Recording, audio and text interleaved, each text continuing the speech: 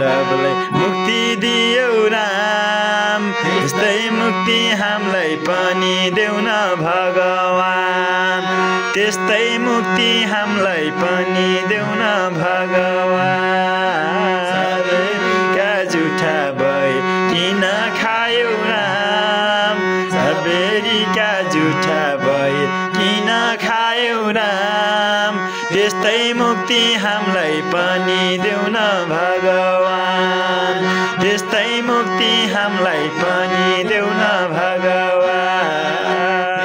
मुक्ति हामीलाई पनि देऊ न भगवान हरे जय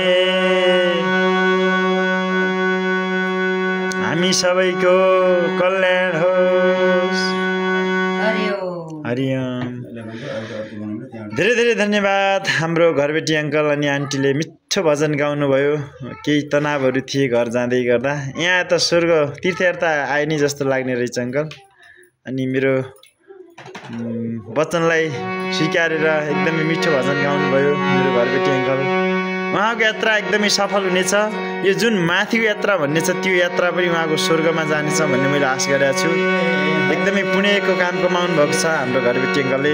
हृदयदेखि धेरै धेरै धेरै धन्यवाद